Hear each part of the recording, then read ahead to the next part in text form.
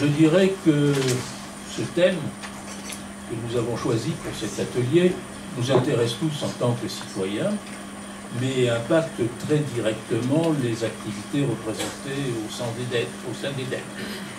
Qu'il s'agisse du bâtiment, des trois filières, de la construction neuve ou de la rénovation, qu'il s'agisse des énergéticiens soucieux de l'approvisionnement énergétique et de la gestion optimale des énergies dans les bâtiments, qu'il s'agisse des concepteurs, fabricants, installateurs de matériel d'utilisation des énergies, nous sommes et nous serons de plus en plus impactés par les problématiques, les principes et les modalités d'application de l'économie circulaire. Je ne citerai que 3 exemples qui sont très loin d'épuiser le sujet, et je suis sûr que notre orateur en ajoutera bien d'autres. Je rappellerai tout d'abord que les déchets du bâtiment, qui sont générés à hauteur de 65% par la démolition, de 28% par la réhabilitation et de 7% par la construction neuve, représentent bon an mal an quelques 50 millions de tonnes de déchets, à comparer à 30 millions de tonnes d'ordures ménagères. Ils nous préoccupent tous, mais vous voyez que l'ordre de grandeur est substantiel. Et le service statistique du ministère du Développement durable estimait en 2012 que seulement une petite moitié de ces déchets du bâtiment étaient recyclés.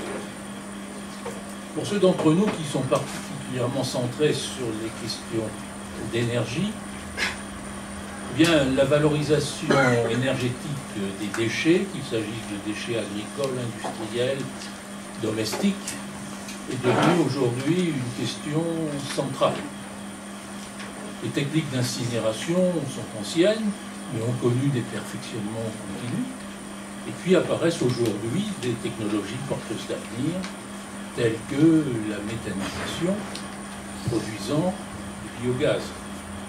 Ce biogaz est une énergie très flexible, qui peut être consommée sur place pour produire de l'électricité, qui peut être injectée comme combustible dans les réseaux de chaleur, en substitution à des combustibles fossiles, qui peut aussi, après purification, être injectée dans les réseaux de gaz. On voit donc toute une floraison de nouvelles filières énergétiques qui impactent très directement la conception des quartiers, des écoquartiers, voire des bâtiments. Troisième exemple, que je citerai rapidement, les matériels d'utilisation des énergies présents dans le bâtiment, dont beaucoup sont électriques, mais il y a aussi le gaz, il y a aussi les technologies de réseaux de chaleur, etc. Et là, il me semble qu'il y a une problématique intéressante sur laquelle je pense François-Michel Lambert va nous éclairer tout à l'heure, qui est celui de la durabilité. Il est clair que si l'objectif est de dépenser le moins de matières premières et surtout de matières premières rares possible, on a intérêt à avoir des équipements durables. Cette durabilité elle peut être obtenue d'une part par la conception des équipements, d'autre part par la mise en place de politiques de maintenance et de réparation. Mais d'un autre côté, il est clair que c'est par le remplacement des équipements que se diffusent les progrès technologiques, les améliorations de rendement, la diminution de consommation de combustible, d'eau, etc. Et on se trouve, me semble-t-il, placé devant une problématique à étudier très sérieusement. Nous l'avons vécu en vraie grandeur dans un domaine qui n'est pas le nôtre, celui de l'automobile, où l'amélioration de la performance énergétique du parc automobile est directement liée au remplacement des véhicules anciens gros consommateurs par des véhicules modernes consommant peu, et que l'on a accéléré par des primes à la casse, dispositifs sans doute judicieux, mais dont il faut peser les avantages et les inconvénients. Voici juste ce que je voulais dire pour montrer qu'au-delà des préoccupations des citoyens que nous sommes tous, ces questions sont aujourd'hui d'une brûlante actualité pour les activités qui concerne notre association. Je voudrais remercier Eden et le président Bergogneau de la confiance que vous m'accordez. La confiance, je tiens aussi à le rappeler, parce que des fois c'est important, elle est née et elle s'est entretenue de nombreux échanges qui nous permettent de dépasser les idées que l'on peut avoir les uns et les autres. Je remercie encore Gilles pour cette capacité à venir régulièrement échanger avec nous. Cette confiance, elle se traduit aussi avec mon ami Serge Lepelletier, qui, je rappelle, est ancien ministre de l'Environnement. Plus inversement, je ne suis pas tout à fait dans le même bord politique que Serge portait, mais il y a un grand aspect, mais aussi la volonté d'échanger. L'économie circulaire, on va aller directement. Vous m'avez donné 10 minutes, un quart d'heure, donc on va essayer de les tenir. Il y a déjà d'entrée l'idée que si nous pouvions au moins sémantiquement ne plus prononcer le mot de déchet et prononcer à chaque fois le mot de ressources, immédiatement, dans notre tête, changerait l'approche du sujet. Si vous dites j'ai des déchets du bâtiment, en tout cas pour ce qui me concerne, je cherche un trou pour les enfouir. Si je dis j'ai des ressources issues de la déconstruction du bâtiment, eh bien, je me dis mais des ressources, des opportunités, des potentiels. Donc voilà déjà un point important pour rentrer dans le sujet, c'est la sémantique. L'économie circulaire justement met au centre de la question et du modèle de développement la préservation, l'optimisation, deux mots qui vont de pair, des ressources.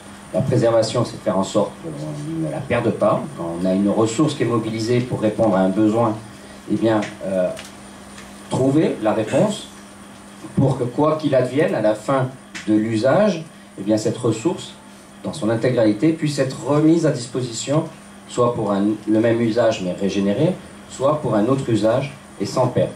Évidemment, c'est toujours dans la théorie, mais c'est les fondamentaux sur lesquels nous devons. L'optimisation, c'est se dire que chaque litre, chaque kilo de ressources que nous avons, eh bien, il faut chercher à utiliser l'optimum de ce qu'elle peut nous donner entre différentes matières. Eh bien, il est important de comprendre que certaines matières, quand elles sont sous-employées, sous-utilisées, eh bien, c'est une perte par rapport à la rareté dans laquelle nous sommes. Rareté. Alors pourquoi rareté? On va faire vite, mais je pense que tout le monde a commencé à avoir un peu conscience de cette notion de rareté vers laquelle nous allons, ou je dirais d'accessibilité économique avant même la rareté. Nous sommes à l'issue de 150 ans à peu près en révolution industrielle, d'une économie qui a fait un bond phénoménal. Il suffit de regarder où nous étions il y a 150 ans, qui est issue de cette économie linéaire. L'économie linéaire, c'est je prélève en grande quantité des ressources, je les transforme, je les consomme, je les jette. Jusqu'au début du 19e siècle, on était plutôt dans une économie circulaire. C'est-à-dire que la rareté des ressources faisait qu'on optimisait la moindre objet que l'on avait, on le préservait, on savait le réparer, le prêter, le transformer, le transmettre, régénérer, réutiliser une partie de la matière qui composait, etc. L'accès en quantité et à très faible coût aux ressources nous a fait rentrer dans cette économie linéaire qui, ces 50 dernières années, s'est traduite par une économie du gaspillage. Je ne ferai pas des descriptions, mais on pourra regarder dans le bâtiment aussi, cette économie du gaspillage. Sauf qu'on est face à deux réalités macroéconomiques incontournables. La première, c'est qu'on est sur une planète aux ressources finies. Donc à un moment donné, des ressources vont venir à manquer. Il y en a déjà qui manquent. Le terbium, qui est une matière première, une ressource non renouvelable. Il n'existe plus de mines de terbium. Il n'y en avait pas beaucoup. Et l'homme a ramassé tout ce qui existait sur cette planète de terbium. C'est relativement secondaire, puisqu'on a pu le remplacer par une autre ressource, matière première, dans les ampoules à faible consommation d'énergie. Mais on voit bien qu'il y en a déjà une de ces matières premières qui n'existe plus d'un point de vue minier. Elle existe diffusée dans notamment ce qui est aujourd'hui nos déchets ou dans des produits, mais elle n'existe plus en tant que minier. D'autres sont à venir. Le zinc, le plomb sont annoncés sous 10 ou 20 ans comme étant extrêmement tendu, voire n'existant plus d'un point de vue minier sur notre planète, 10 ou 20 ans.